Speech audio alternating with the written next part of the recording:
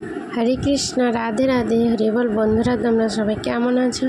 আশা করি ভালো আছো। তো আমিও অনেক অনেক ভালো আছি। তো গোপাল ভাইকে নিয়ে আবার চলে এসেছি নতুন একটা মিনি ব্লগ নিয়ে। তো কিভাবে আমি গোপাল ভাইকে স্নান করাই, তো সেটা তোমাদের সামনে দেখাচ্ছি। তো প্রথমে গামলায় একটা জল নিয়ে নিয়েছি, তাতে গঙ্গা জল মিশিয়ে একটা তুলসী পাতা প্রথমে দিয়ে দিয়েছি।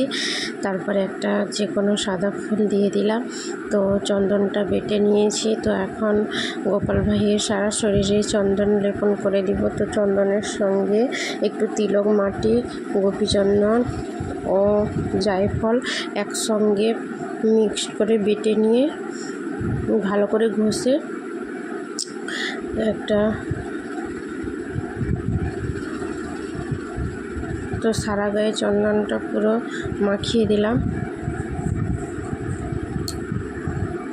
এরপরে বসিয়ে দিয়ে গামলায় স্নান করে দিয়েছি। তো তাতে ঘি, মধু, অগরু আর কর্পূর সঙ্গে মিষ্টান্ন দেওয়া আছে। তো দেখো, স্নান করানো হয়ে গেছে। তো এরপরে সাজিয়ে দিয়েছি। তো কেমন লেগেছে প্লিজ তোমরা সবাই কমেন্ট করে বলো। তো আমার তো দারুণ লেগেছে, আর আমাকে গোপাল ভাইকে সাজাতে খুবই ভালো লাগে। তো তোমাদের কাদের কাদের গোপাল ভাইকে সাজাতে ভালো লাগে প্লিজ তোমরা সবাই কমেন্ট করে বলো।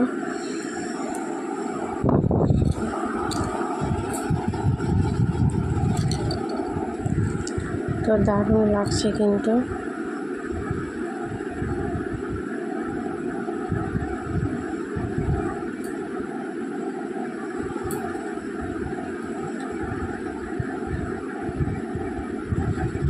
আমার তো দারুণ লেগেছে। তোমাদের কার কার কেমন লেগেছে প্লিজ তোমরা সবাই কমেন্ট করে বলো। তো পুজো কমপ্লিট হয়ে গেছে। তো তারপরে ভিডিওটা দিলাম। তো পুজো কমপ্লিটের পরের ভিডিওটা তো দেখতে থাকো তোমরা, পুরো ভালো লাগবে তোমাদের প্লিজ।